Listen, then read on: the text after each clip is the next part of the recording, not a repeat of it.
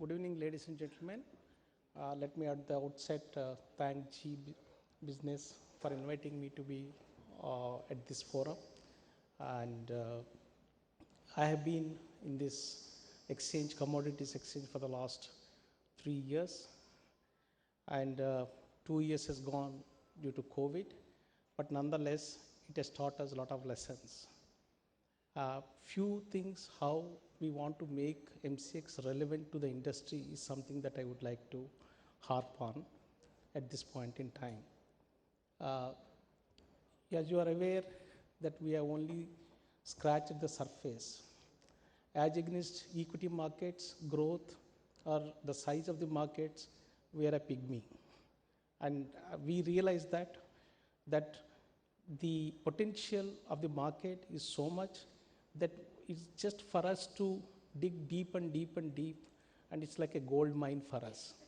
And it is for us to make sure that this commodities industry, commodity markets grow, maybe if not on par with the with the equity markets, but at least it should be of the size in the next 2-3 years. That's what the desire that we have. One is to have a desire, and there is to make attempts to make it happen. So on this front, what we have been doing is, ever since the contracts have been converted, especially the metal contracts have been converted into delivery-based contracts, we have delivered almost 2,35,000 metric tons of metals, various metals, base metals. Now, why do we need this? I will tell you the impact of it. There are good side of it, there is a other downside of it also. We hear both the views in product advisory committees. Yet, when we go there, especially when the physical market players, they would like this commodity market or the MCX should be the top of mind recall value should have.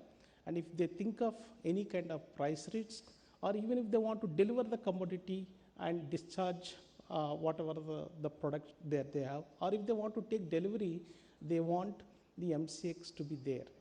Now, unfortunately, we don't have spot markets as yet developed, organized spot markets.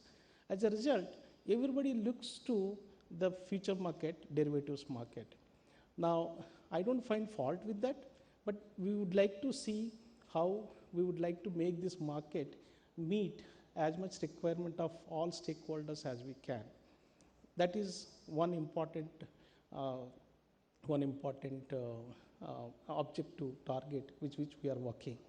So we made, when I met many of the industries up north, south, east, west, all that, they say that you don't have delivery centers closer to us, so it doesn't make much relevance. Yes, those who understand, we are a price risk management platform, and delivery is a last resort. We do understand that. But at the same time, if he's a producer and toward the end of the month to meet their targets, if they find that this should be delivered on the exchange and capitalize on it, I mean, why not? Why shouldn't they deliver it? So that is the kind of argument that was advanced. Second, some of the in the analyst call, we are a listed company, of course you all know, they ask, why do you think that you are relevant? Because there is a CME, there is a LME, and the big industries, they will go and deliver the metal there. We said, fine, they are doing business for so long, let them continue to do it, and we would try to grow as much as we can, so that we can also one day make them our clients. But at this point in time, we are meeting the requirements of medium and small scale firms, and their requirement, the contract size has to be small. If they have to go to LME, it's a 25 metric ton contract, whereas ours is 5 metric ton. So it makes a huge difference in terms of margins, etc. Our contracts are rupee denominated. Our contracts are rupee denominated. So obviously, those who have only domestic exposure, it makes sense they don't need to go look around in international markets. So that's something which helps us to stay relevant. The other thing that we have noticed is we also want to make some of the small and thank you, madam. Thank you so much. We also want to make small and we want to make relevant our exchange platform for SMEs to deliver their production. Now, the big ones have built a brand, and around the brand, they have built a pricing power. But come to exchange, whether you are ABC or XYZ, it doesn't matter. As long as you produce the quality of the material that our contract specifications provide for. So they find it is something which we are helping them to be on par with other big brands. So we are gradually making it brand agnostic, our platform. So anybody who wants lead, they can come and buy it, whether it is delivered by some international firm or domestic, maybe big ones or small ones. As long as they get the metal as per the specifications, they are happy about it.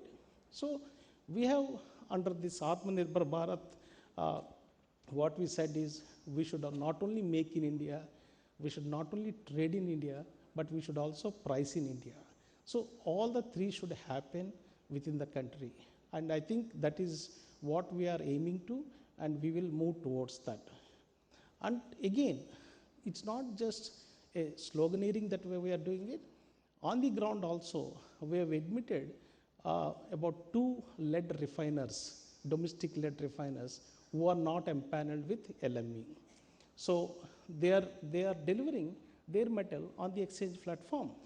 We have admitted about 4 Indian gold refiners who are not LBMA approved, but we have instituted the same rigorous process as LBMA goes through, like international auditors could do a technical audit, financial audit, and we have an external committee which consists of a lot of experts, and they certify, yes, now you go ahead and empanel them.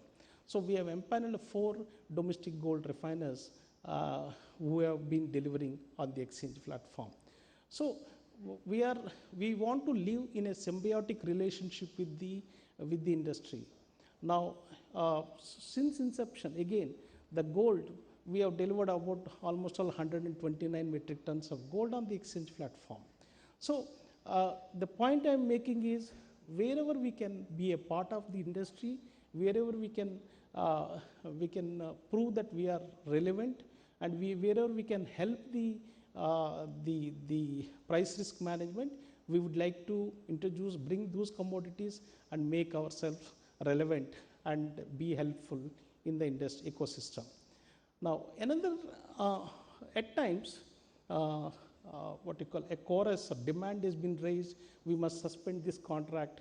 It's unfortunate such chorus is raised, not that they don't understand the relevance of it, but it's a very, they missed an opportunity. So the best thing is to have opaqueness. So if you suspend the contracts, no price, how the prices are moving, nobody would know. So in a gray market, they can trade. I think something which we are not comfortable with it. We're trying to educate as much as we can, and I'm sure the industry, those who are learned and who want the growth of this market who wants the market to grow multifold, will never advocate suspension of the contracts. And yes, thankfully, our flagship contract, cotton, for example, in agri products, is doing exceedingly well. And despite change in our contract specifications in terms of quality parameters, and I think this year and last year, they have seen huge deliveries. Similarly, during the COVID period, when the physical markets was shut down, the MCX exchange platform being active or being live, many of the people have sold their stocks or they sold their metals on the exchange platform. So it helped them to navigate that kind of period, which was a very stressful for every one of the players in the market. Now, with these words, I would like to end, but as I take Mohanty Saab's advice that we need to educate a lot of players in this, and some of them look at this market very narrowly, because especially when it comes to hedging, it's a no gain, no loss kind of thing. They have to take the physical book as well as the financial book together and then say, if one book is incurring loss, the other book is making money. But they don't consider that. And I must tell you, we have organized what you call not seminars, I would say workshops. Okay, almost all 3 weeks we ran free of cost to CFOs of the companies and some of the material managers, explaining what is hedging and how they can make money.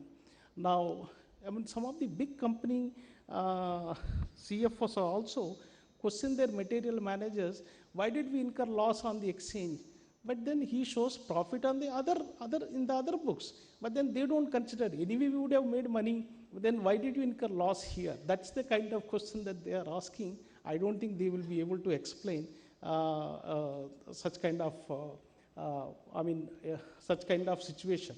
So we are, it's a struggle, I would say, to make them understand hedging is a no risk, no gain, no loss kind of situation, but it takes time for them to accept. So with these words, thank you, sir. Thanks to all of you for patiently listening. Thank you so much.